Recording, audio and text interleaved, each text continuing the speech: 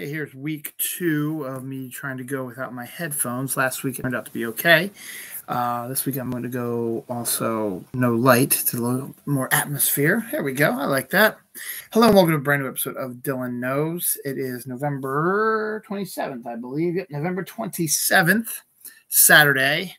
We are now, unfortunately, facing the end of our 4-day weekend here. We got one more day left of the weekend, 4-day weekend, and we're back to work as we enter into December and the Christmas holidays.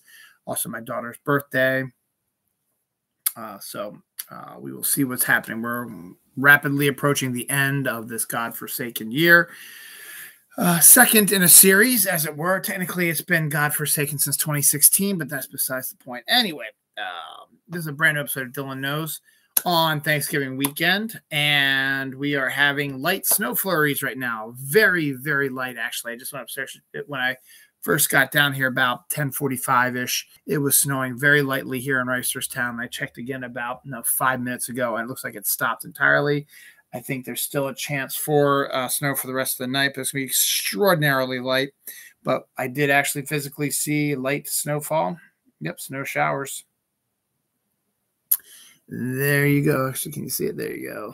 37 here in Reisterstown, snow showers for those 3 days right there. So from 12 a.m. to 1 a.m. to 2 a.m., we are potentially supposed to get snow, but it's supposed to jump up to about 52 degrees tomorrow, so it shouldn't be too bad. Next Thursday is going to be 61. We have 52, 45, 48, 48, 61, 54, 48, 48, 48. So, regular sort of temperatures that we're expecting. So, there's that. So, all kinds of interesting things going on this week. We had a major death this week, which we'll talk about a little bit. Fortnite has revealed something that was rumored, but is now officially official. Also, there's a ton of weird stories this week that, if a end of the world sort of writer wanted to connect a bunch of random weird stories together and eventually tie it all up into one weird bow, it would make an interesting story. I'll see if I can point out a few. I can think of a few off the top of my head that are there. Let's see what else there. Zombie sharks, hence the name of this episode 419, Shark on Shark Violence. We'll talk about that in a while. A interesting actress did not get the role of Yelena, which Florence Pugh did for the Black Widow movie. We'll talk about that. Also, Saved by the Bell, the new series, makes a reappearance on my my show today for interesting reason. I'll give you that much. More archaeological stuff. Some Grammy discussions. Some Christmas stuff. Star Wars stuff. Gorillas, another thing I haven't heard of. The USFL, Free Comic Book Day, has a date for next year. Blade Runner is in the stuff again. Boba Fett teaser, some college football, and a End of Times preacher has probably the most bizarre story you will ever hear in your entire life. So that one you're going to have to wait till the very end of the show. So you're going to have to watch the next hour and a half or so until you get to that story. So if you don't want to watch any more of this show, you can stop now, but come back about 12 o'clock. Maybe we'll be there by then. But please stick around because we got some really interesting stuff going on. As I said, I will try to point out what I think are, if you put a bunch of these weird random things together, you could come up with some sort of storyline that could be like the beginning of the end of the world sort of thing. So we will examine that as well. So let's head right into it. Like I said, light snow flurries. As I said, it has the next 3 hours potential for snow showers in our area. As I said, it is extraordinarily light, and that's what the weathermen are saying. Also says it was never going to be a massive snowstorm, and it was almost, they weren't even sure if we were going to get any because there's what Virga or something like that, which is when snow appears on the radar, but it's still too warm up in the atmosphere that it's up in the upper atmosphere. And by the time it reaches the warmer levels of the atmosphere, it turns to nothing. So it looks like there's snow because it's up in the atmosphere, but when it actually hits the ground, there's nothing. So we'll see. But that leads to another story actually I'll cover later in the show as well. Thanksgiving 2021 has come and gone. Unfortunately, these last 3 days have blown by. I remember it was feel like only yesterday that I was excited leaving work early on Wednesday, looking forward to my 4-day weekend. Instead, it blew by as it always does. As I said, we got one more day left, so not excited about that. So technically, I've got 24 hours, so I need to go to bed. I'm not going to, though, because the Ravens are playing tomorrow night, so it'll probably be more like 25 hours before I go to bed tomorrow, and then add more 5 hours to that. So about 30 hours from now, I'll be back having to get up and do the whole damn work shit again. So that's about that. But Thanksgiving 2021 has come and gone. It's my 48th Thanksgiving of my life. And on par, it's an uneventful one. Went to my in-laws' house like we usually do. Had good food like we usually do. A little disappointed that there weren't as many hors d'oeuvres because I love to chow down on my in-laws' hors d'oeuvres. But I understand the reasoning for it because people were eating all the hors d'oeuvres. We had tons of hors d'oeuvres. And by the time the main course rolled up, no one was really eating that much of the turkey dinner and the mashed potatoes and stuff like that. So they cut back on the hors d'oeuvres, which actually kind of worked out in the end. They actually got everything on time. Usually it's a little bit later than usual, but dinner was hit exactly the time. We ate at 5:30 like they wanted to. We hit it exactly right. We were done very quickly after that. And yeah, my brother-in-law, who's been toying with making his own alcohol, gave us a taste test of his pear and apple cider that he had. I actually enjoyed it. Had 2 glasses of it.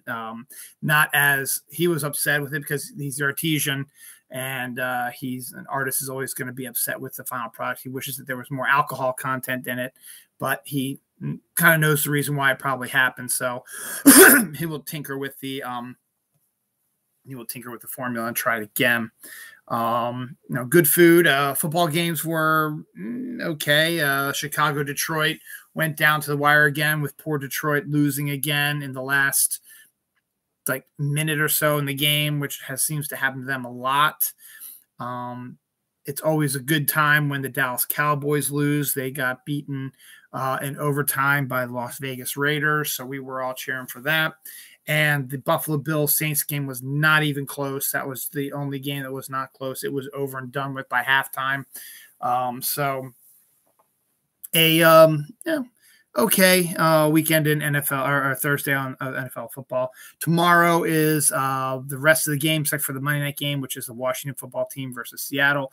My Ravens play Sunday night at 8:20 p.m. against the Cleveland Browns. That should be another heart attack, waiting, high scoring.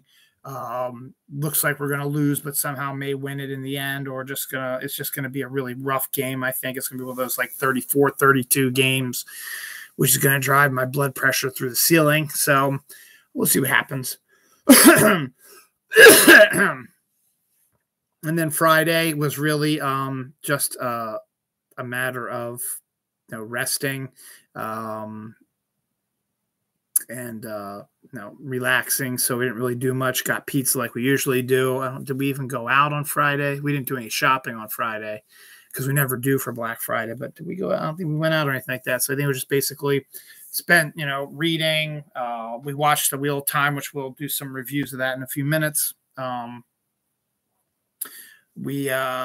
else did we do? No, not really much. We didn't really do anything really. So that was fine. And then today, early morning, just regular stuff as we usually do. And then we went to see my mom for just a visit. So we saw her for a few hours, got her Christmas lights put up, but a string of them burned out. So I'm going to buy a new string, which I've already ordered. And me and my son will go to her house next weekend because my wife and daughter are going to be taking a hike for scouts. So I will take my son down there, get his hair cut, and then we'll go to my mom's house and we'll put the lights up. Next Saturday is a big deal also. We'll get to talk about that a little bit with connection to Fortnite. We'll talk about that in a few minutes as well. And then tomorrow, again, probably really nothing. I usually like to try to get Christmas stuff out after Thanksgiving, but I don't see that happening tomorrow because I'm just so exhausted and tired and still fighting this cold I've had for 3 weeks now. Still lingering. I need to do grocery shopping because I need stuff for my lunch and stuff like that on Monday. And we need something for dinner tomorrow. So I'll probably end up doing grocery shopping tomorrow. Probably order some Christmas presents that I've been keeping my eye on.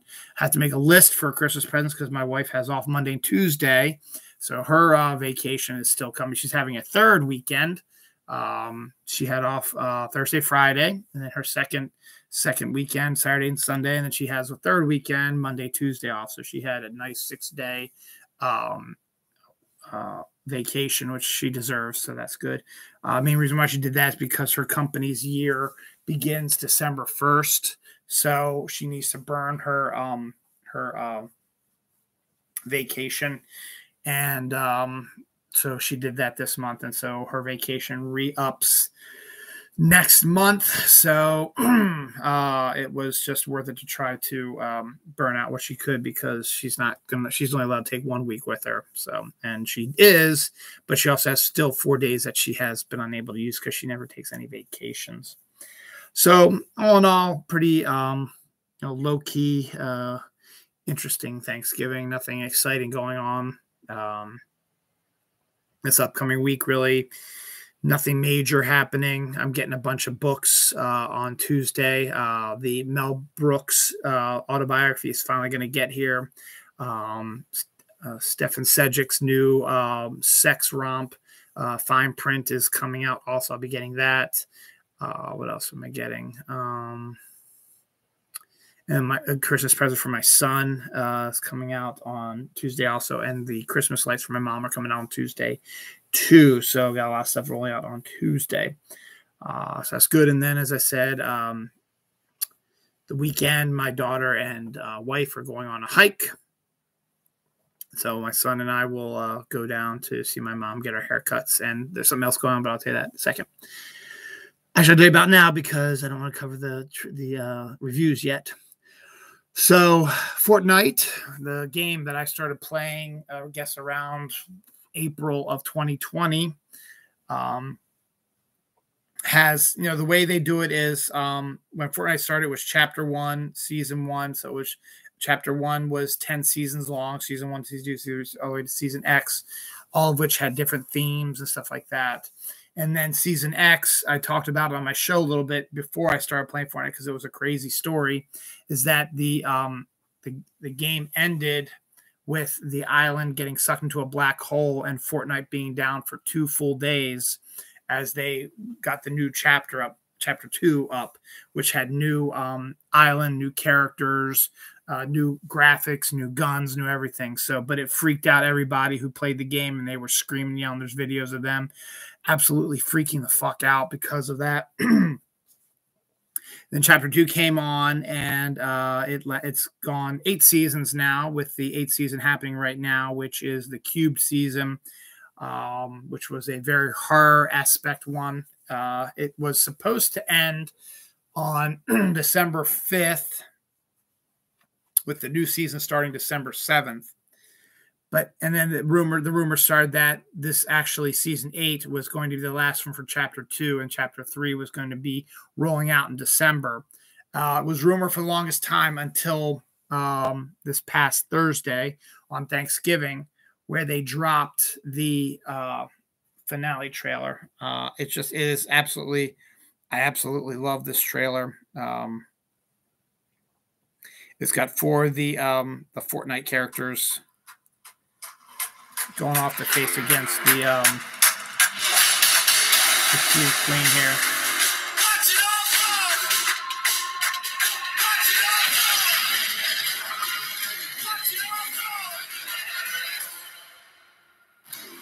The end.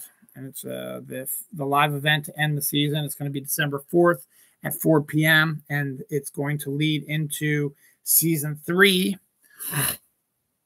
I'm sorry, Chapter 3, Season 1 is going to start December 7th. So Fortnite will be down for 3 days. as they get the new island jigger together, everything new. They're changing it over to a new server, so the graphics are going to be 100 times better than they are now. So it's going to be a big deal, and they're supposed to be since the seasons, I'm sorry, last about 2 to 3 months. This one will have Christmas involved in it, so it'll be a Christmas event. Is probably getting itself put in there too, so it should be pretty interesting to see. But the live event will be on Saturday, December 4th at 4 p.m. My son and I are going to we'll go down to my mom's early, get our haircuts, help her out, see her for a little bit, and then we'll drive back and make it back in time so we can get into the lobby and watch it while my wife and daughter are doing their hike. So it looks really exciting. I love that trailer so much. I want to keep replaying it over and over and over again. So that was pretty cool. January 12th, 2022.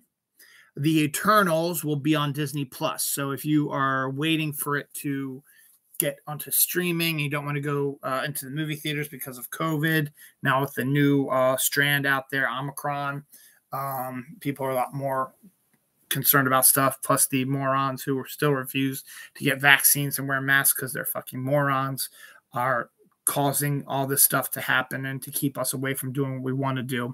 It's not our fault. It's their fucking fault. They need to get themselves vaccinated and wear fucking masks, but they're fucking idiots. So what do they know?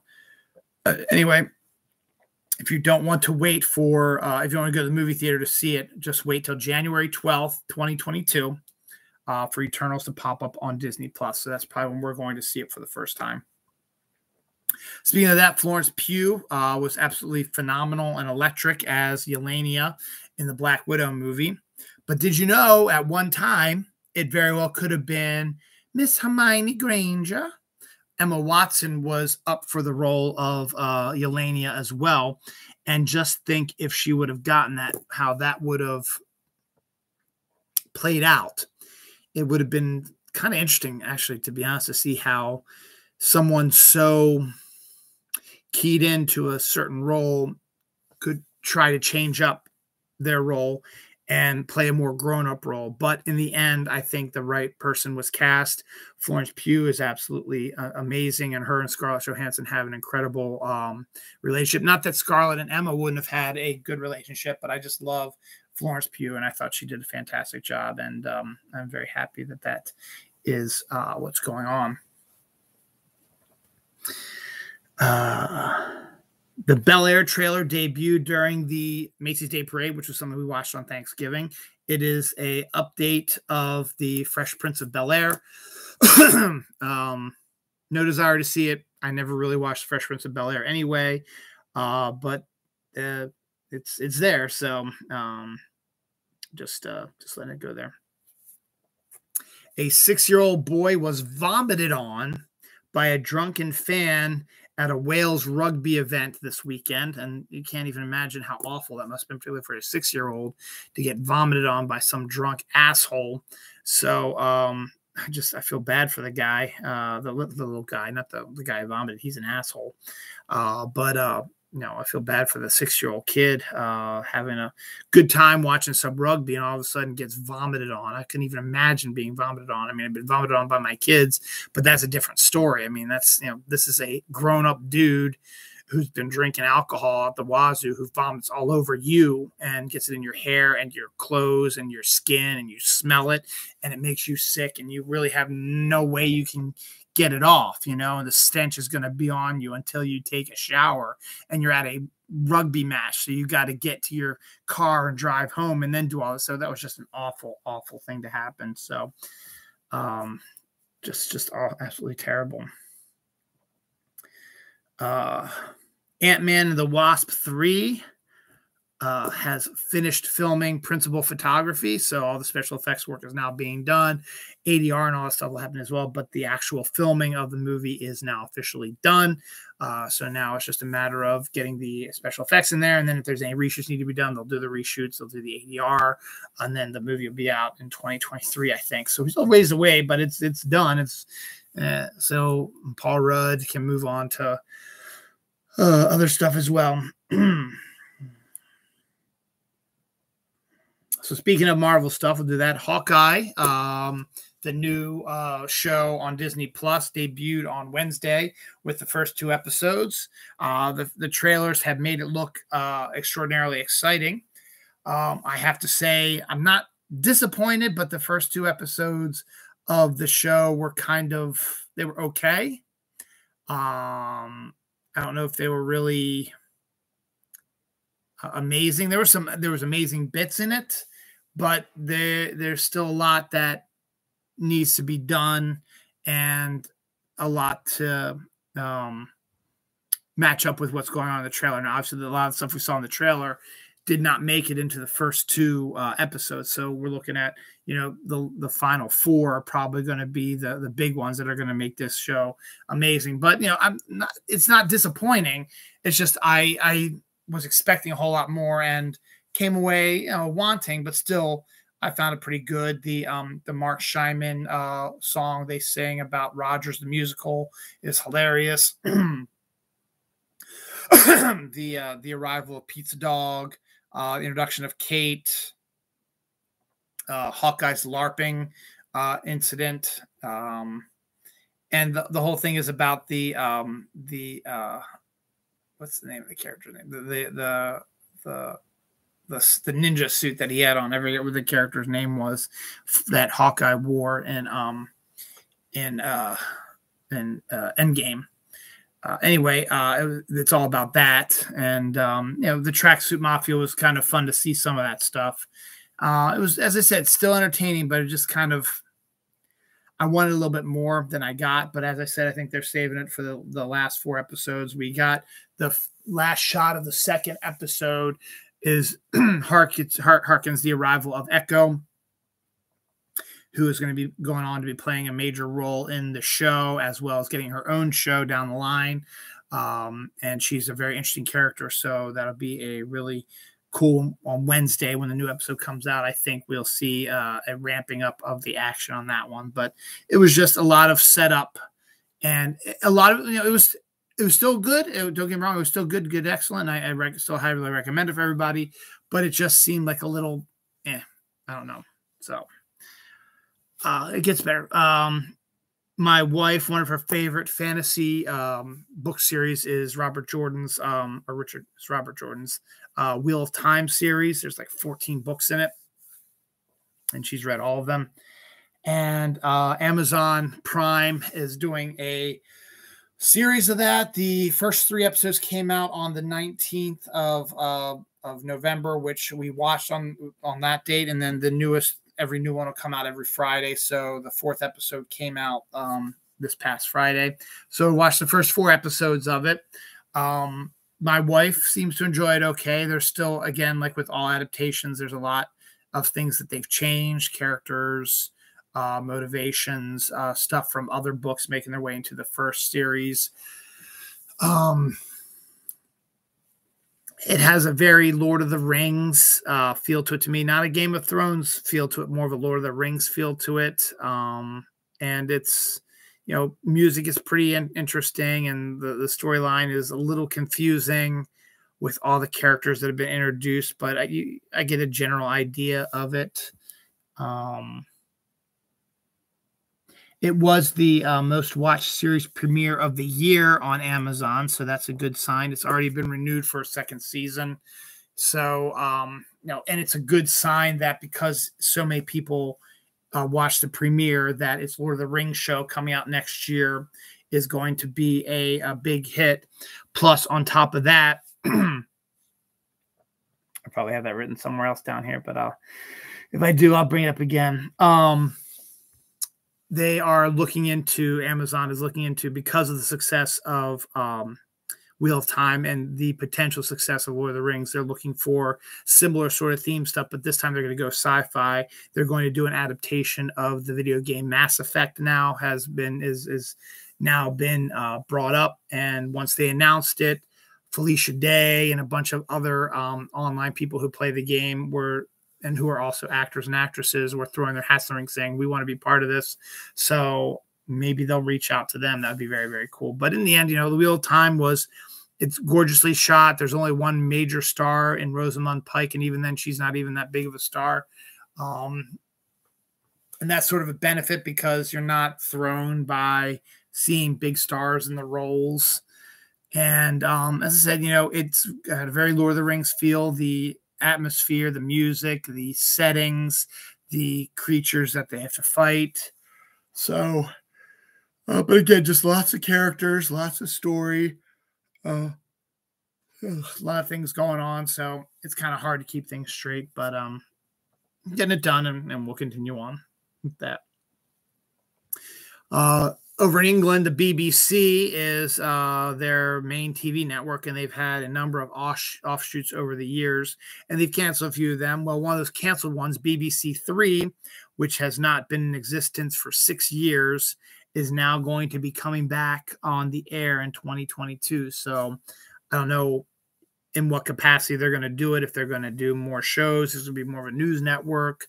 I don't know, but a third BBC channel is finally coming back after a 6-year hiatus. Excuse me. So all's good in the UK. Anything else UK related here? The UK minister says her drink was spiked when she went out the other night, and luckily her bodyguards or whatever were able to get her home safely. But that is kind of a scary thing where someone tried to spike your drink, particularly a female. Doesn't matter if you're the UK minister or not. It's still open season on that, according to some of these psychopaths out there. So hopefully they'll be able to catch this psycho and get him the punishment he deserves.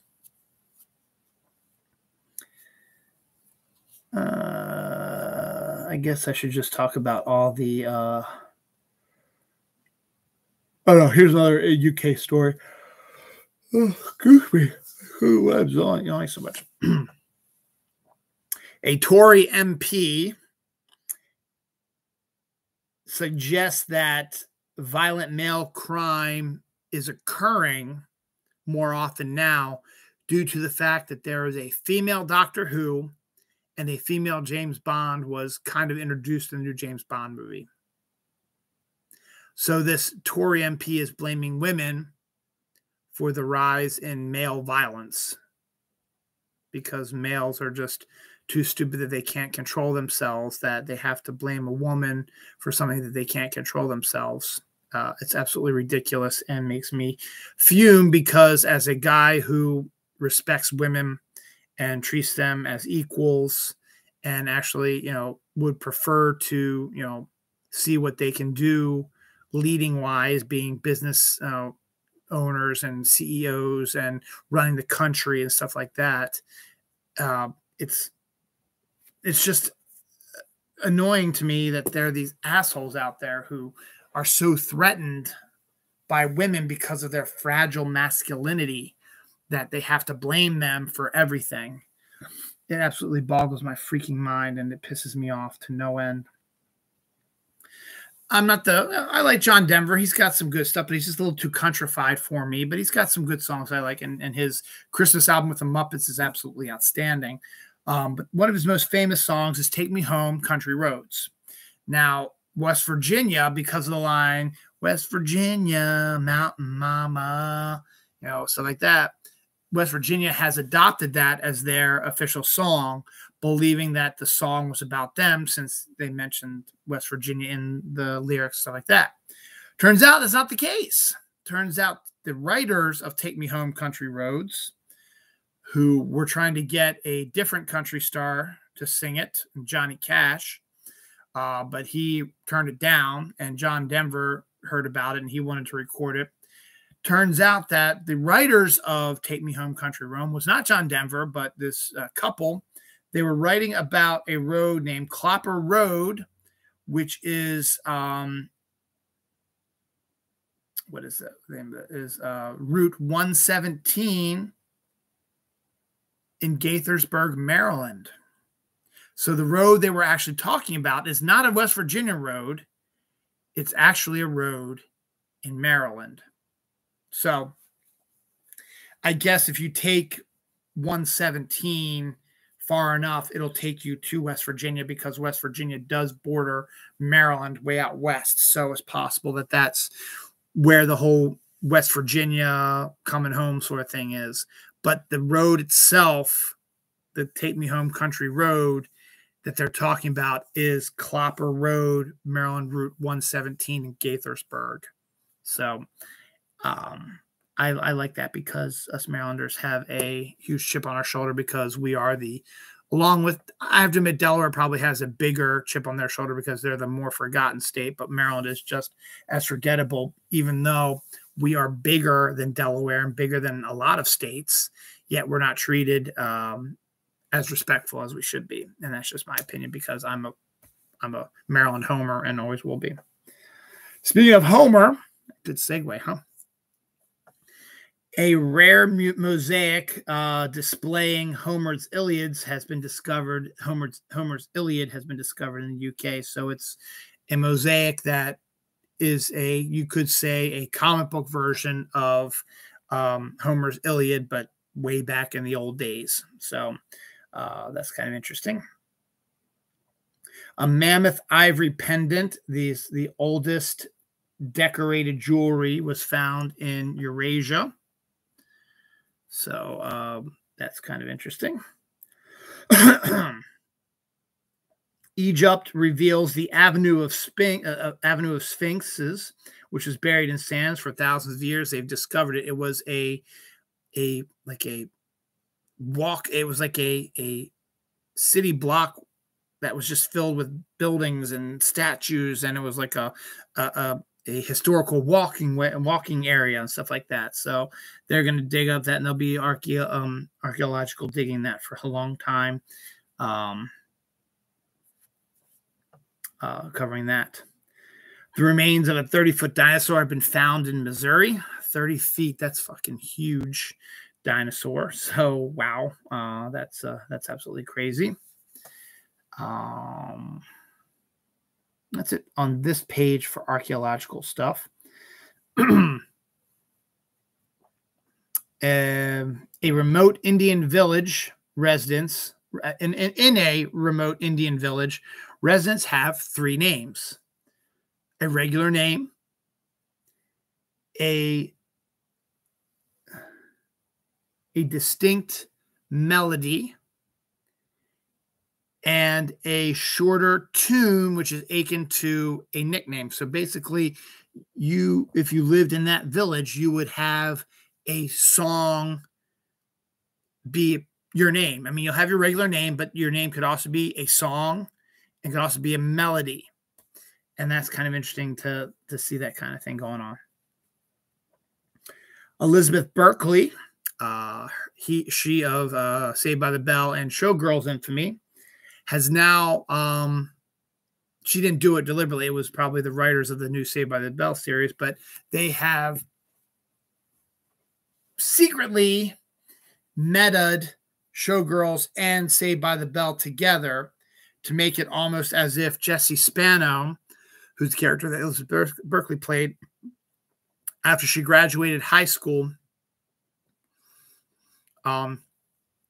went on a little bit of a bender in Las Vegas and lost herself for a while, but she found herself again and is now back at not Sunnydale, that's Buffy, back in Saved by the Bell land, and working there. So they introduced a lot of, in this past season that just came out, there's this one episode where it's just she's talking about her stuff in her past, and she just mentions, going to Vegas, and she lost herself for a while, including that she put somebody in the hospital, pushing them down the stairs, and did stuff that she's not proud of, that type of thing. So it was all sort of a little fourth wall breakage for Showgirls fans like that. And the fact that Elizabeth Berkley is okay with it. I mean, I think she got a terrible rap. The movie is garbage, but she thought it might be her ticket to stardom. It had a huge pedigree with one of the highest paid screenwriters of all time, who is shitty anyway. I forget his name right now. one of the greatest directors of the 90s, and Paul Verhoeven of Basic Instinct fame and Total Recall and Starship Troopers and RoboCop fame. It would just make perfect sense. And you had a cast including Kyle MacLachlan and Gina Gershon to play off of as well. And I don't blame her whatsoever for hoping that it would, be good, but it was a terrible script, and there are some okay moments in the directing, but it's the script was the majority of the worst aspects of it. So it's good to see that she has a good sense of humor about it. Now, something else about the new season of Saved by the Bell as well is that a lot of people were kind of upset, or are upset now once they've rewatched it, when Saved by the Bell: The College Years came out, and Kelly was getting ready to cliffhanger everybody by saying she was going to go to medical school. But then Zach comes and proposes to her, and she says yes, and puts going to medical school off to the side. It's never brought up again. So a lot of people were like, you gave up medical school for this guy, and if you want to get back together, that's fine. Your relationship could be long, for like 4 years. You could write letters to each other, visit each other, during breaks and stuff like that. You didn't have to get married right away because you were still fairly young. I mean, you're still 21, 22 years old. So you were still fairly young when it came to that. She should have, moved on with her career, kept up with her relationship with Zach. And then once she was done doing what she wanted to do, they could hook up and they could get married. And that would be a right time, about the age of 25, 27, around there. So absolutely, there's no official date to get married, but I'm just saying that's what a lot of people were saying, is that they really thought that she should have done that. So they brought that up in the show also, and they sort of solved that by saying that Kelly is now deciding that she wants to go to medical school, and Zach is backing her to the hilt, even though they're married now and stuff like that. So he's fully backing her up on that. So that's pretty cool. So now we've got some crazy stuff that, a bunch of stuff put together could be a beginning of a strange post-apocalyptic sort of storyline. First up, a white stag was spotted in northern Rhode Island.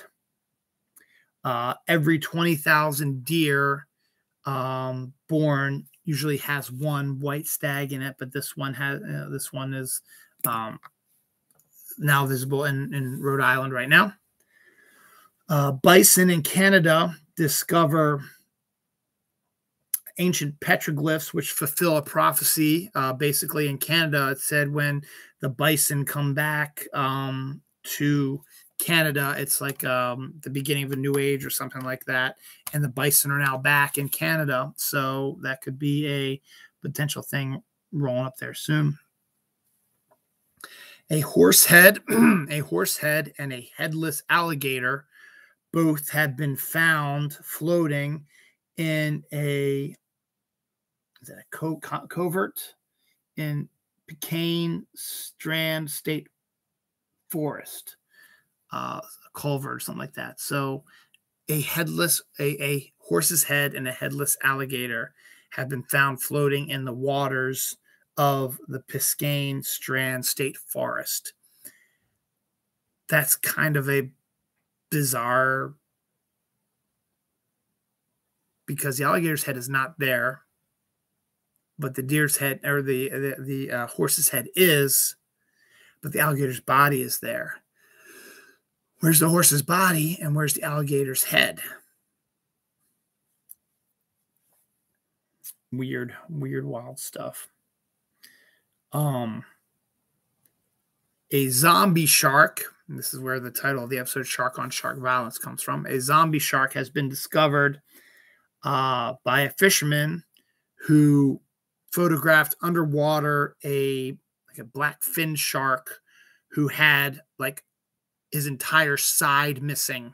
It was bitten out by another shark. Apparently sharks are cannibalistic and they attack each other. A giant shark attacked this blackfin shark, tore out his whole side so you could see his insides, and he was still floating around eating fish. And then eventually he died. It's the whole thing about, if you cut the head off a chicken, they're still going to run around for a while. The nervous system type of stuff is still running. So even though this shark was technically dead, because it was missing its entire body. It was ripped out, and you could see the insides of it. He was still swimming around eating fish until eventually he died. But on top of that, though, was the fact that sharks are cannibalistic. They attack each other. There are other accounts of shark-on-shark violence, as it were, hence the name of the episode, attacking each other and eating each other. And that just, I guess it makes sense when you are a alpha predator in the water and you really don't have, you need to eat all the time, and you don't want to go after like a giant whale or dolphins or stuff like that. There's none in the area, but there's another shark in the area. It in turn makes you be the boss. Say, hey, there's another shark in my territory. Let me show him who's boss. And they take him out and have a war. So that's kind of an interesting thing. So those are intriguing stuff. And I think I talked about this on one of my other shows, but there is now a group of people, probably the same group of people, who are the QAnon a-holes who are still hanging around Dealey Plaza in Dallas. And it was on the anniversary of Kennedy's assassination this week that they were still down there expecting John F. Kennedy Jr. to come back from the dead and to reinstate Donald Trump as president of the United States with JFK Jr. as his vice president. I think I talked about this last week or 2 weeks ago, whenever they first did this stuff in Dealey Plaza and waiting for JFK Jr. to return. JFK Jr. would never side with Donald Trump. He hated Donald Trump. They were rivals, business rivals in New York City. And on top of that, he's not a fucking QAnon Republican asshole, moron, idiot, shit-faced dickhead. Instead, he was a fairly liberal Democrat, much like his dad was. So I don't know where the hell any of this is coming from. And if I remember, it doesn't matter. It doesn't exist. It's never going to happen. The guy's dead. It's not a fake thing. It's not a conspiracy. And he wasn't killed by an assassin's bullet like his father was. He was killed in a plane accident that happens all the time. But now we have these morons who believe that birds are not real, that birds are some sort of fake drones, which when they sit on telephone wires is how they recharge, and that bird meat is fake meat, so like that. It's a way to control the populace and blah, blah, blah, so like that. And it came to a head this week with everybody talking about how Thanksgiving turkeys are fake and the birds aren't real and stuff like that. It's a fucking ludicrous, incredibly annoying thing, and you can laugh it off, but there are so many people who believe this shit, and they're dangerous. Same with those morons who believe JFK Jr. is going to come back. You can laugh at them, but it's freaking disturbing and dangerous that these idiots actually believe these conspiracy theories, and there's something fucking wrong with their moronic dumbass heads. So I don't know. So I'm going to get off the topic here. We're going to talk about death now. Before we get to the big death of the week, more local news. Montgomery County Chief of Police Charles Moose, who's been, was a big part of, I believe, the sniper saga that hit that Montgomery County area a few years after 9/11. I don't know if you know the story locally. A few years after 9/11, so it's probably, I guess I would say around 2004, probably, maybe 2005. There was a rash of sniper shootings of random people in the stretch near where my in-laws live, down outside of Washington, D.C., in the Montgomery County area. Leisure World, where a guy I work with at Hanover, he lives down there. And at the time, my wife's grandparents lived down there as well. It was random. People were at a gas station filling up their gas tanks when they got shot and killed by a sniper, and no one knew where the gunshot came from. And people just walking to get groceries, was walking across a parking lot, end up getting shot and killed, that type of stuff. And it stretched from, Baltimore down to, I think, a period of Virginia, but it was in that stretch around Montgomery County where the majority of the shootings took place. Now, not everybody died, but still it put everybody on high alert because if there's a sniper out there and they're in the area, you never know what's going to happen because you can't see them, because that's what the whole point of snipers are. You don't know where they are. Turned out there were two guys. One was driving a car. The other one was in the trunk of the car and was sniping these people from the trunk of the car. And they were luckily captured when a suspicious car was found parked in a parking lot at like 3 a.m. with people sleeping in it that fit the description of the car that people thought they saw driving away from the shootings. And they ended up catching the two people who were involved with that. But I believe, when I recall, because Charles Moose's name, the reason why I brought him up is because his name sounds familiar. I think he was one of the main guys involved in this case to try to solve it. So he died at the age of 68 this week. So yeah, that would put him, let's see, if it was 2004. That was like 20, almost a little bit less than 20 some years ago. So he was around my age, or in his early 50s when this occurred. So that's kind of sad. Actually, I'll hit all the other ones before I hit the big one. Lou Kutel, who's an actor who played Amazing Larry in Pee-wee's Big Adventure and appeared on Seinfeld, dies at the age of 91 this week as well. Joey Morgan, who was one of the stars of The Scout's Guide to Zombie Apocalypse, died at the age of 28. Peter Aykroyd, the brother of Dan Aykroyd and was a member of SNL, died at the age of 66 this week. Billy Hinshaw of Dino, Desi, and Billy, and also worked at the Beach Boys, died at the age of 70 this week. And the big one this week, the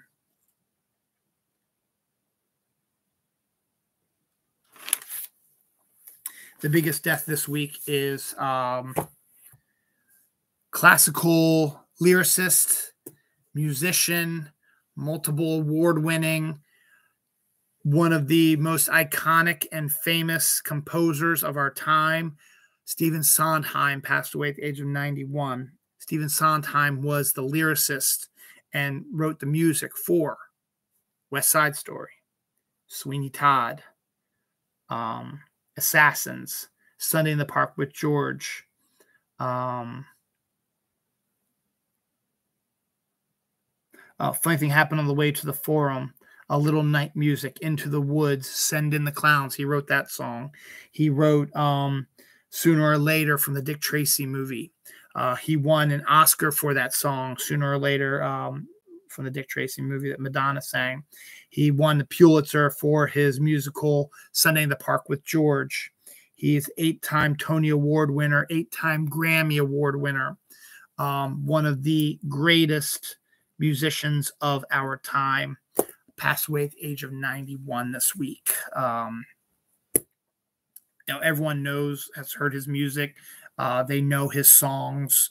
Even though people who might not tend to follow musical theater all that much, they know what West Side Story is. A lot of people know what Send in the Clowns is. A lot of people know who Sweeney Todd is. And some of his other stuff, people might not know as much, but theater people and musical people, go to musical stuff like that, they know. The closest I ever came to Sondheim was when I was doing a theater workshop in high school. For some reason, we weren't singing, but we were practicing, I guess, learning about stage locations and positions and stuff like that, because Sunday in the Park with George is a musical about artist George Seurat, who has a famous painting called Sunday in the Park, which has people in like Victorian dress around a lake and picnic and stuff like that. And Sunday in the Park with George, there's a musical number where the painting comes to life and you have to be in the exact spot to look exactly like the painting. So you had to find your spot, stuff like that. So that's the only closest thing I came to it. Someone I knew from who I've gone to all levels of school, elementary, middle, and high school. Her name's Amy. She's was a singer like that. She apparently did a version of A Little Night Music, which she posted on her Facebook page. Amy Jordan is her married name. Amy Dixon was her name when I knew her for the most part. She did a version of us and did some Stephen Sondheim, and and then Spielberg's got West Side Story, a new version of West Side Story coming out in December. So, and then Tim Burton did Sweeney Todd a few years ago. Actually, it was like 10 years ago. So Sondheim was hugely famous, and he passed away at the age of 91. So rest in peace, Sondheim, and everybody else who passed away this week as well. A WWE fan went a little crazy and attacked WWE wrestler Seth Rollins during an actual event. And sometimes, I guess, you lose perspective. You believe that these people are not putting on a show. You believe this stuff is real, and you sort of lose yourself in the moment and attack Seth Rollins, who must have been playing sort of like a bad guy sort of role. So it was interesting. Trey Mancini was named by the Major League Baseball Players Association and also Sporting News as the Comeback Player of the Year. Well, officially, Major League Baseball has also named him the Comeback Player of the Year as well, officially. So good on Trey Mancini. He suffered from cancer in 2020, so was out for the entire season, and then came back strong in 2021, having beaten it, and went on to have a pretty good season this year for the Orioles. So good on that.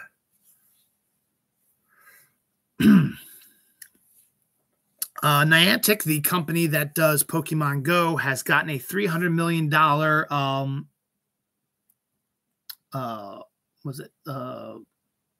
loan or whatever to build a real world mainframe, which means that they're going to upgrade the Pokemon Go effects to make it more of a realistic experience, and any of the other games that Niantic does as well. So they're going to invest that $300 million into upgrading servers and getting the clearest pictures and making it this Pokemon Go more immersive than it actually is. So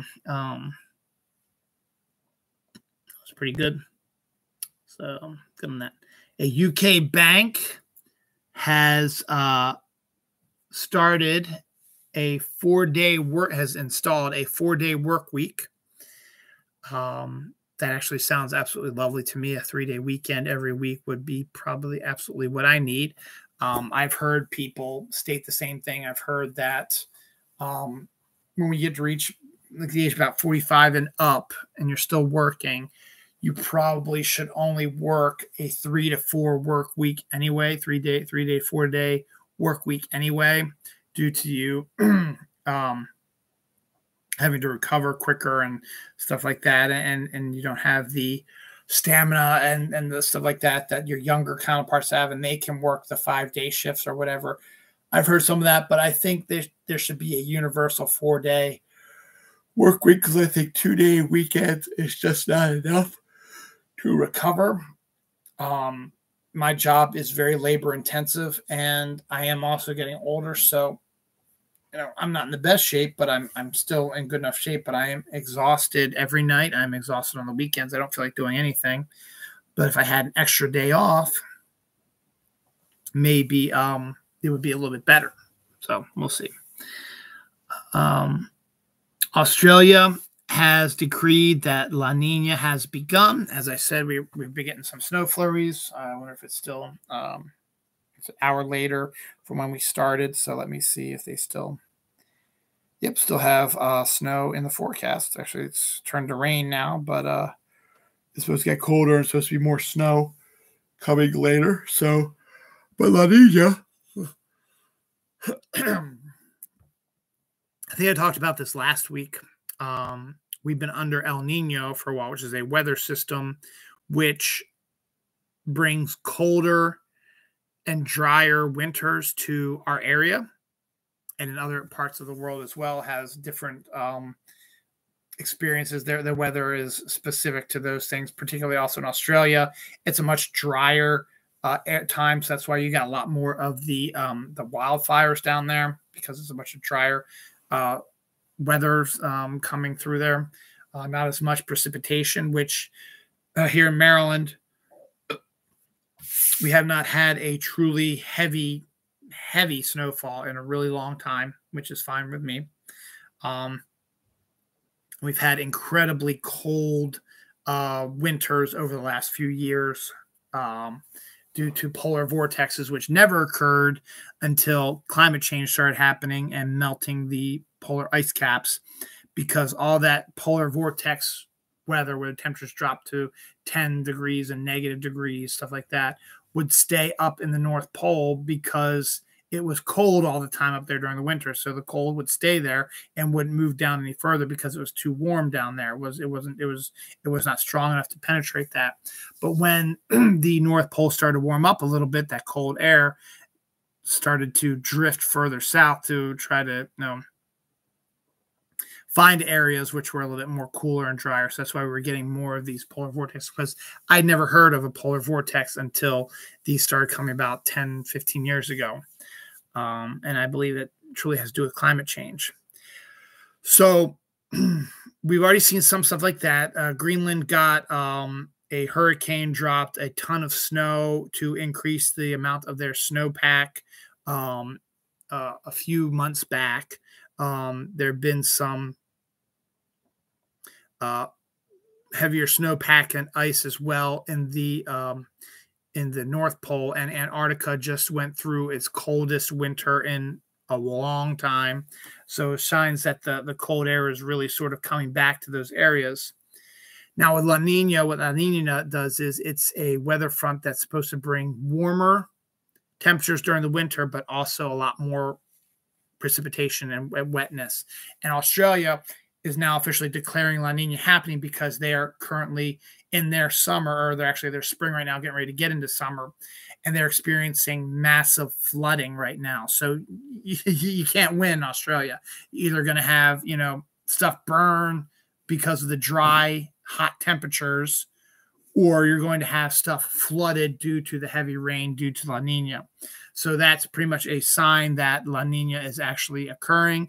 The stuff we're seeing in Australia is pretty much proof that it is a La Nina now, which means that our weather forecast should be upgraded for that, for our winter being a wetter but warmer time, meaning that polar vortexes probably should be staying up in the North Pole area.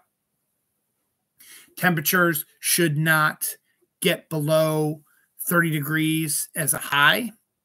To be like the 30 to 40 range for the rest of the winter. Obviously, you might have a couple days here where the temperature might dip to the 20s and stuff like that, but they're going to be rare and in between because of the way this weather forecast is happening. But it's also going to bring more wet precipitation. Now, that doesn't necessarily mean snow. It means we get a lot more rain, could get more freezing rain, could get some snow, could get some heavy snowfall. In fact, even if they get the temperature underneath 32 degrees for like a 30-degree period for about a 24-hour period, and a storm front comes through, you can get probably good foot of snow coming up that way. So we'll keep an eye on that. We will keep revisiting it during the next few months to see if that is indeed what is going to be happening, because on Wednesday we get into meteorological winter here in the northern hemisphere. So we'll see what happens with that. For the second time, this could be considered another part of those weird things that happened all over that have like no connection, but in the end could actually be connected in some way. For the second time, something unknown has exploded on the far side of the sun. No one knows what it was or what it could be. We don't know much about the far side of the sun because we don't see that side of it, because that sun doesn't rotate. It stays the same. So we go around the sun. The sun pretty much stays the same as it were. So we don't know what's on the back side of it.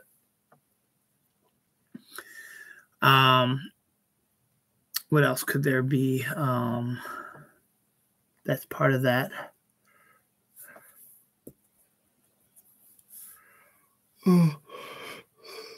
I'm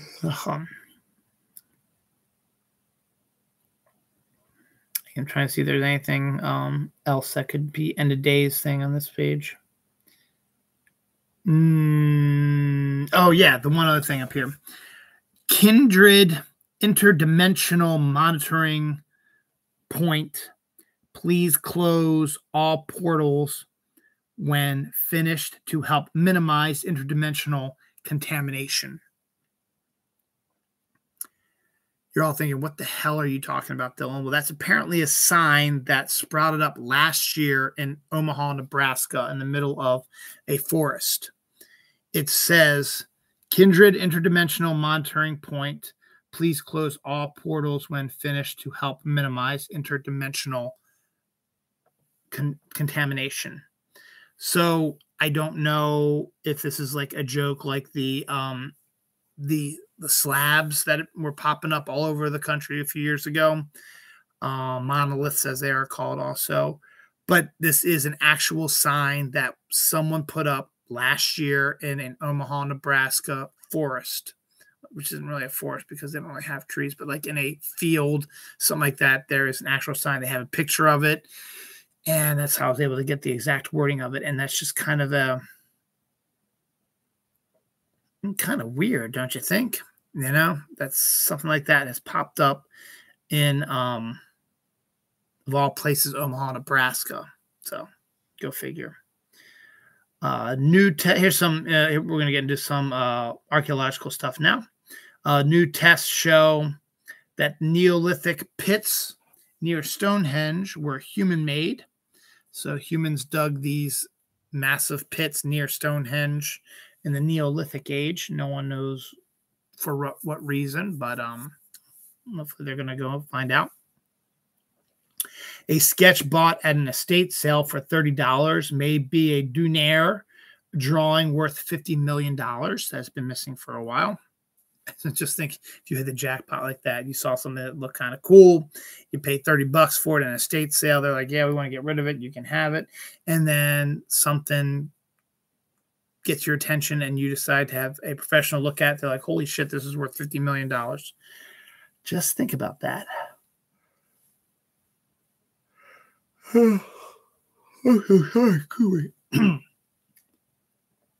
Well-preserved Tudor wall paintings discovered beneath plaster in a medieval mansion. So someone had a painting on a wall and they put plaster over it for some reason, so you can't see it. It has been discovered when they were redoing the room, I guess. So that's, again, another, wow, this is a kind of interesting sort of thing that pop up and unexpected thing. Speaking of unexpected, this is the most unexpected thing of the week. A priceless Roman mosaic that dates back about 2,000 years to like the Caligula era was lost for the last 50 years. Nobody knew where it was, what happened to it, whatever. This week, of all places, a priceless Roman mosaic from 2,000 years ago, the Caligula age, was discovered in a New York City apartment. The owner of the apartment was using the mosaic, the 2,000-year-old Caligula priceless Roman mosaic, as a coffee table.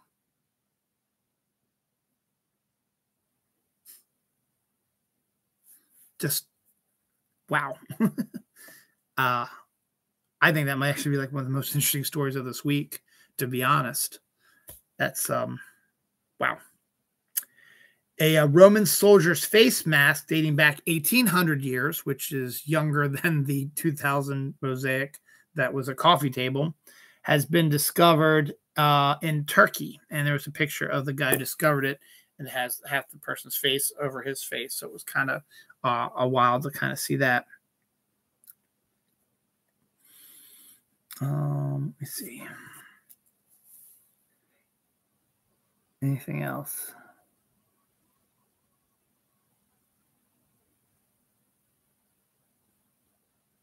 Nope, that is all for ancient artifacts and stuff like that.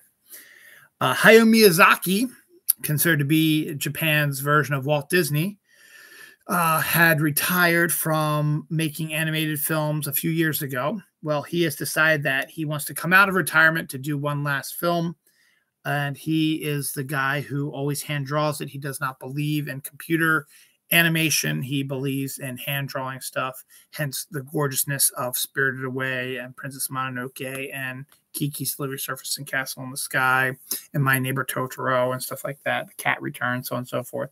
So Hayao Miyazaki, Howl's Moving Castle, has come out of retirement for one last film, and that'll be out probably in a few years because it's going to take a long time to do.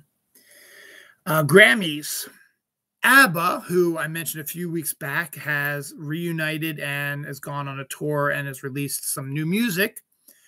Well, this new music apparently is good enough that for the first time ever in their career, they did not even have one during the height of their fame in the 70s. ABBA has a Grammy nomination this year for the first time ever. So no Dancing Queen or any of the other, SOS, any of those other their songs never won Grammys, never were even nominated for Grammys. They're now nominated for the first time ever after being out of the business for close to 50 plus years. Also, Marvel keeps moving right along. Their first series that came out in January, believe it or not, WandaVision was the first Marvel TV series to come out on Disney Plus way back in January of this year. Well, Agatha All Along, the song that became a huge hit, is also now a Grammy-nominated song. And wouldn't it be great if it won a Grammy?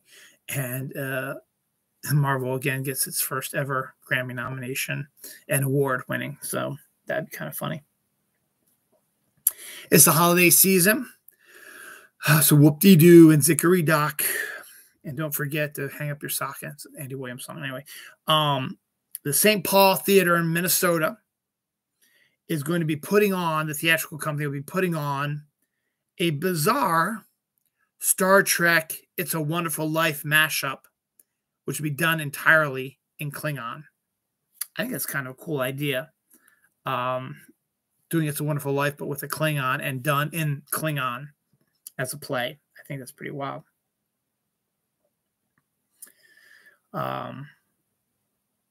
You're never too early to start pushing movies for next year.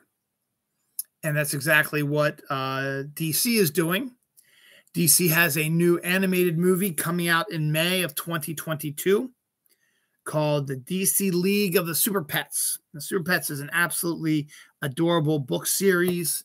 They have appeared in a bunch of comics as well, and they're now going to be in their first movie. The main character is Crypto, Superman's dog, who'll be voiced by Dwayne "The Rock" Johnson. Superman will be voiced by John Krasinski. It's supposed to be Ace the Bat Hound, but instead he's going to be an invincible dog, is voiced by Kevin Hart. And we don't know who the other characters are going to be voiced by, but you have Fast Turtle and, like a chicken that's like Wonder Woman sort of thing. So you're going to have all the Disney or the DC Super Pets in a movie together. The premise is the Justice League gets kidnapped, and it's up to the Super Pets to save the day. So it should be a very cute movie. I think I might want to check it out when it comes out, but it's not due out till May of 2022. But we got the first trailer for it this week, and it's never too early to start buzz on movies. You'll probably get more trailers, obviously, as we get closer to it. We'll probably get another one probably in maybe in December or maybe not again until February with the Super Bowl. So we'll see, but that's kind of cool. Speaking of May 2022, due to COVID, the free comic book day holiday that has always been the first Saturday in May was reduced in 2021 to being in August because at the time, vaccines were just starting to get out there. And so they figured by that time, everyone should be vaccinated. It was August 14th, I remember, because we were coming back from vacation. So I was not going to be able to make it to Free Comic Book Day that day, which is something I like to do at my local comic shop with my family. But, and then 2020, they didn't even have one. Basically, what they did in 2020 was they released the they had the free comic books already done, because you got to pre-order them way in advance in order to get them in time for May. So the comic shops had already pre-ordered them. So instead of canceling them, what they decided to do is they figured that once COVID sort of settled down a little bit during the summer, there'd be more comic shops to be opening up. They decided to do it the summer of free comic books. So they would release bits and pieces, like 2 or 3 free comic books every week during the summer that the stores could put out. And when people come in to get their comics, could go pick it up as, hey, thanks for coming in during pandemic. Here's some free comics for you. So for 2 years, we have not had Free Comic Book Day on the first Saturday in May. Ladies and gentlemen, that is now over.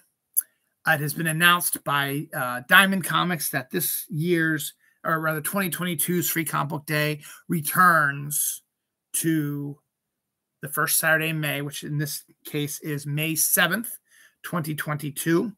It'll be coming out the day after I want to say Guardians of the Galaxy 3, which is due out on that date. So we'll be getting Free Comic Book Day on its regularly scheduled holiday, the first Saturday in May. In this case is May 7th, 2022.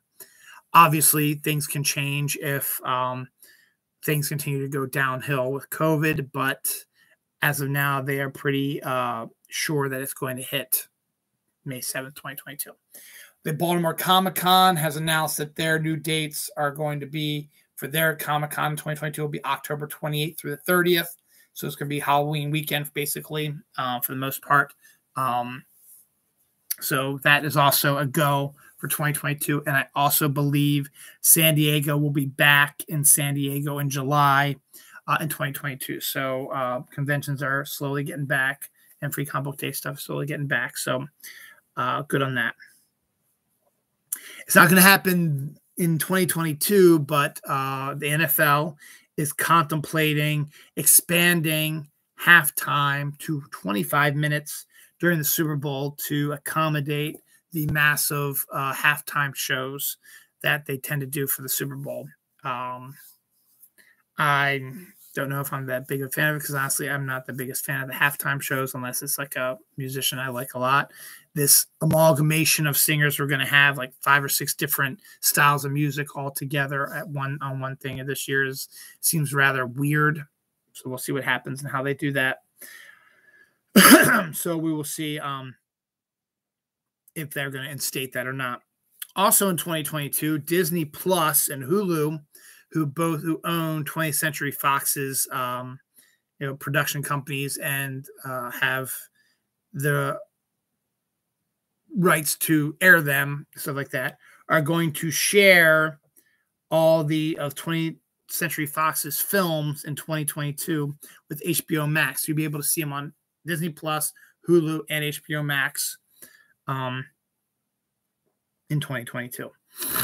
And a rare occurrence of teaming up together. So I don't understand why that is, but okay, whatever. Also coming in 2022 is Jurassic World Dominion, the final part of the Jurassic World trilogy. It brings back the original stars, Sam Neill, Jeff Goldblum, and I forget who plays Ellie. She was just in Twin Peaks. Anyway, they will be coming back along with Chris Pratt and Bryce Dallas Howard. They released a 5-minute long Jurassic World Dominion prologue, which showed dinosaurs 65 million years ago. I don't know if that's going to actually be in the movie or if it's just a teaser to get people to come see it. So it's going to kill me now. I need to know who that is. Pisses me off that I forget this shit all the time.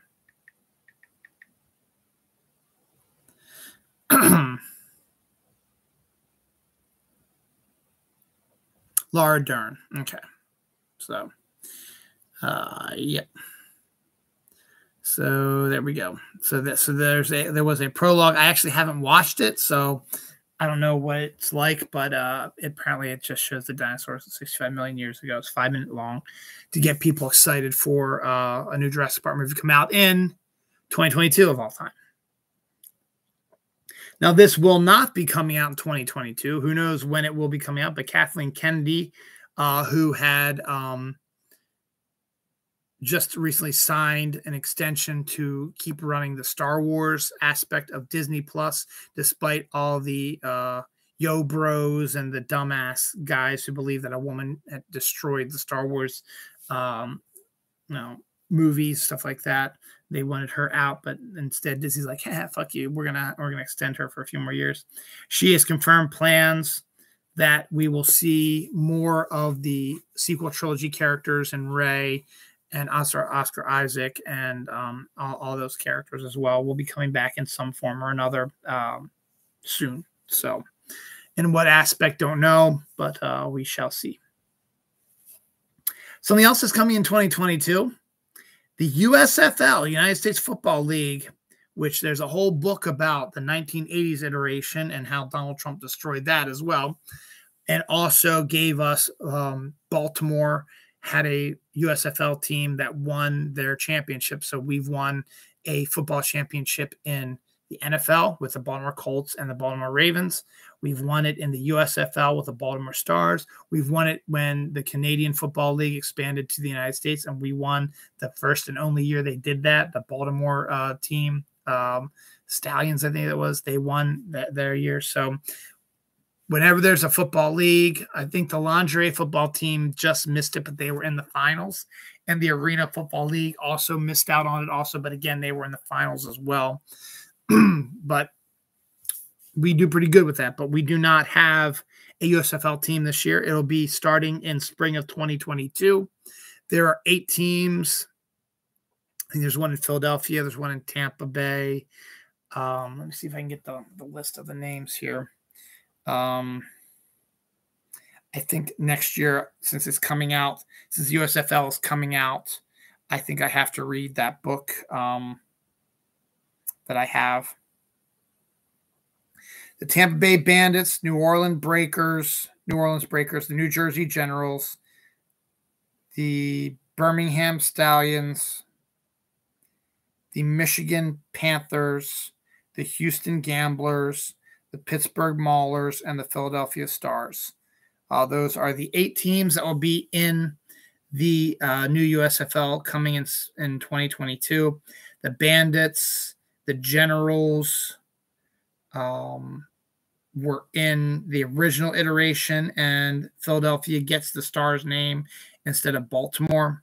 So, but yeah, I think I will make that a priority for my reading next year. I think I want to read that USFL book.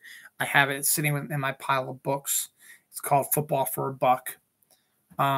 And it totally destroys Donald Trump, which is one reason why I want to read it, because he totally fucked up that whole thing because he's a fucking idiot. But April 2022, the USFL will come back, and we'll see if it does as well. The XFL hasn't done as well. I don't even think they're coming back. So the USFL is the next chance to try to do a spring football league. I gave you the 8 team names, so we'll see what's going on, see if it becomes popular.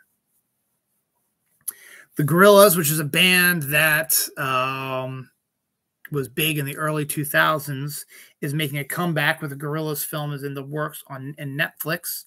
I think the main thing about that is the Gorillaz videos were always animated, and I don't think they ever went on tour. If they did, they think they used animated characters instead of real people, and you had to watch it on a screen when you went to the concert.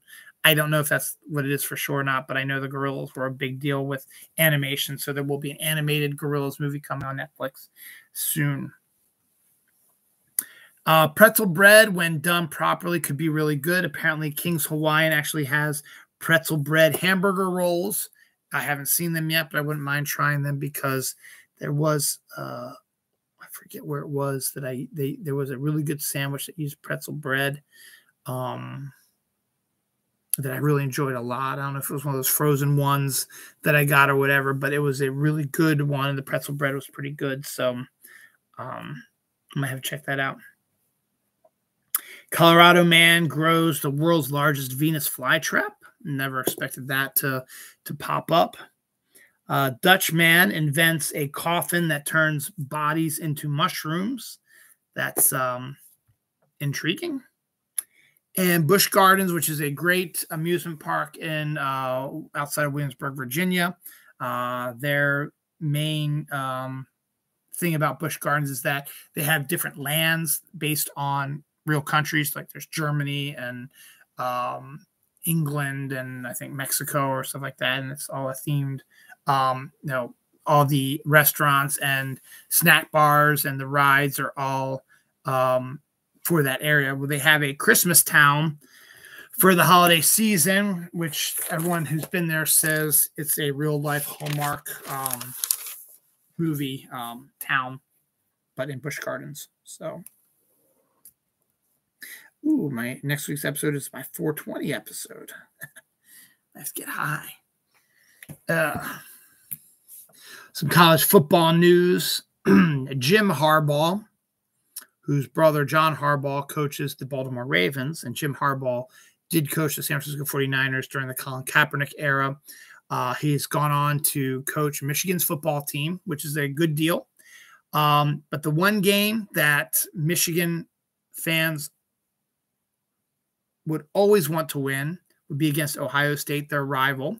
So during rivalry week, which is usually this week, Michigan plays Ohio State. And ever since Jim Harbaugh has been coaching Michigan, he has never beaten Ohio State. So tonight, he was 0-5 against Ohio State. So tonight, they played each other in their rivalry game. And for the first time in forever, Jim Harbaugh has beaten Ohio State and is now 1-5 against Ohio State. Maryland football, which always starts strong because they play weak teams, but as soon as they play any teams that are ranked, they get their asses whooped. And it was no guarantee that they were going to get a bowl bid, because bowl bids, you have to win at least 6 games to get a bowl bid. Well, their last game of the season was today against Rutgers, and they beat them, and they hit the 6-game threshold. So they are bowl eligible. That just means that the bowl they will have is one that'll probably be like on December 18th. That's going to be like the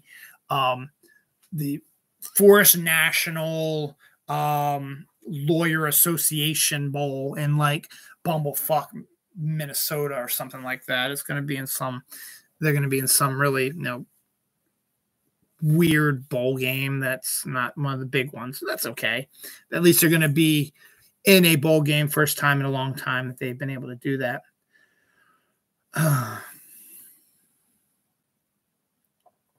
A rare horseshoe vortex cloud was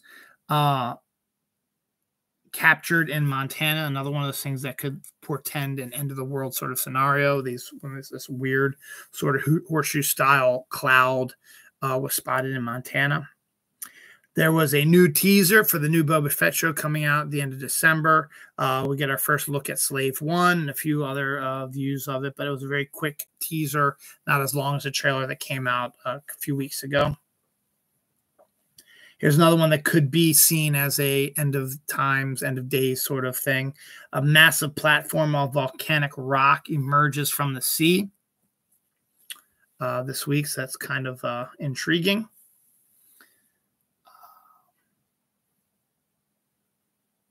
This isn't, but it's kind of funny.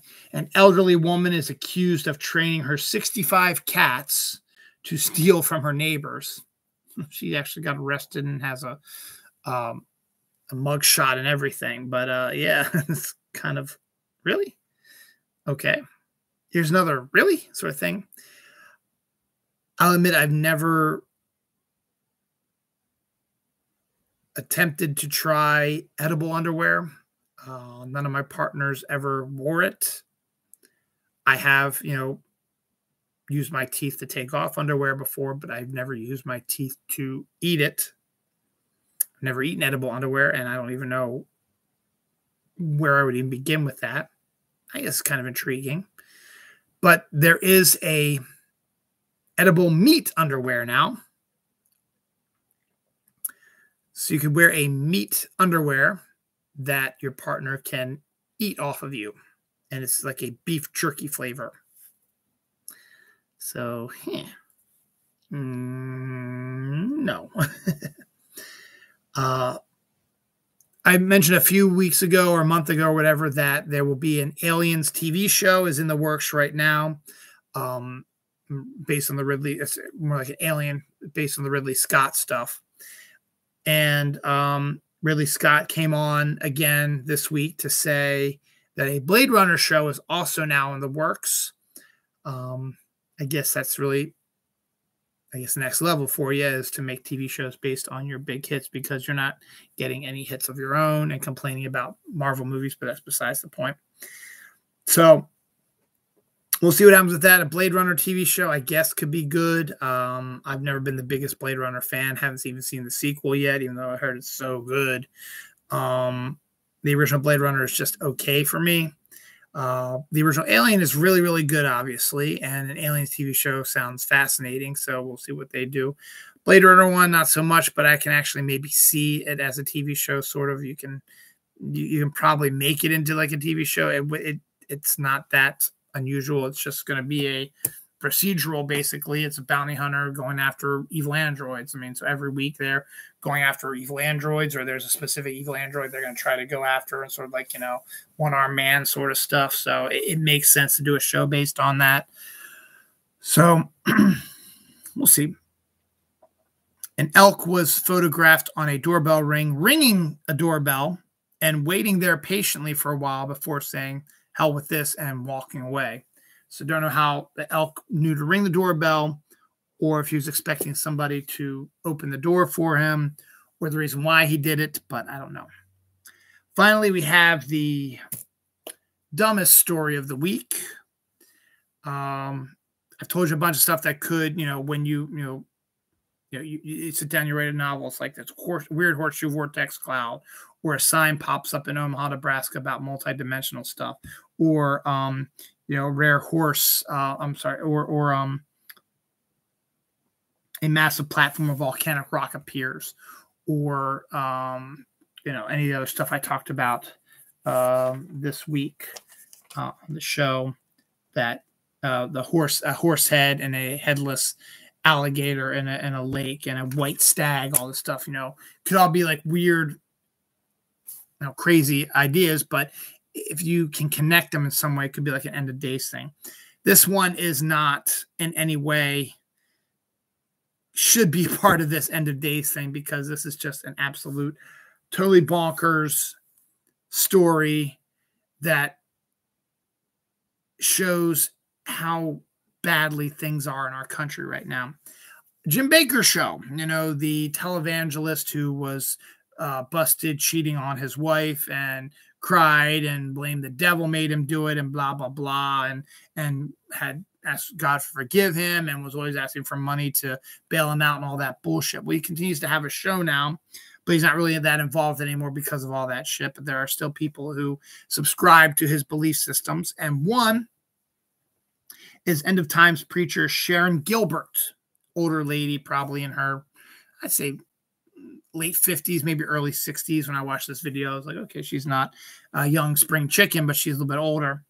She tells a story in this video live during this Jim Bakker show, wherever you can watch. I don't even know where the hell you can watch this type of thing. So she was talking to the show with two other preachers, I could assume.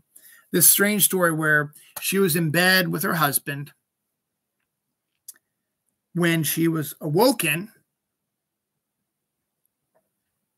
saw her husband next to her, and then saw another version of her husband sitting up in bed looking at her. Now, she knows that the guy sleeping is her real husband. She doesn't know who this strange being is who looks like her husband. So she starts questioning him.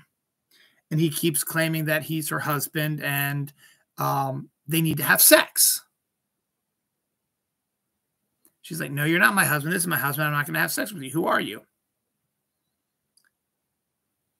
Eventually, he reveals himself to be an alien who wants to have sex with her. Who wants to have sex with her looking like her husband so that she doesn't feel like she's cheating on her husband because she would think she'd be having sex with her husband. But then the woman kept needling him and questioning him and refusing to have sex with him. And eventually he says, my name is actually Xerxes. I guess like that Roman leader from 300. And then somehow Jesus got involved. I'm not sure exactly. I watched the story. And I wasn't following her train of thought. And then she ripped off her fake husband's face and inside revealed it to be a lizard creature that had little mini gargoyles around him.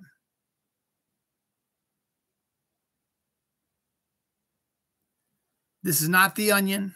This is not some made-up story. This is an actual end-of-times preacher on the Jim Bakker Show talking about an experience with aliens, lizards, Xerxes, Jesus, little gargoyles, and sex.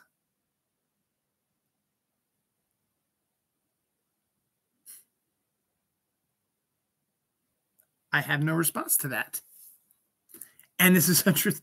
You can look it up. Sharon Gilbert. You can look it up. I guess go YouTube, whatever. They should probably have a copy of it. I had someone posted on my Twitter feed, and I retweet it. So if you follow me on Twitter, you should be able to see the retweet of it. But yeah, or I guess you type in Sharon Gilbert lizard creature or whatever, and you can see this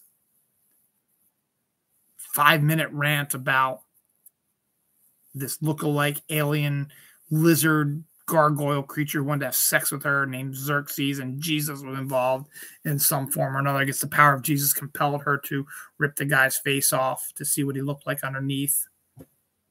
I don't know. Bizarre. Well, that's it. Thanksgiving weekend is now officially done. I've got one more day of vacation, so I'm disappointed. I have no more vacation time left for me. I have to wait till January to get both my vacation and my sick days reinstated. However, we do have, with Christmas and New Year's being on Saturdays, we will have Christmas Eve and New Year's Eve off, and we still have 3-day weekends. And then also my work will do probably half day on the 23rd. So in about a month, it'll be okay. So Christmas is less than a month now. We are now officially in the Christmas season. Over the next few weeks, I'm going to have to get the Christmas decorations up, the Christmas tree up. We're going to have to get the Halloween decorations taken down. We got to celebrate my daughter's birthday. We have to celebrate Christmas and enter into 2022. Join us next week for episode 420, where we talk about marijuana and getting high and stuff. No, we actually won't. I don't know what we're going to do yet. We'll find out next week. Cheers.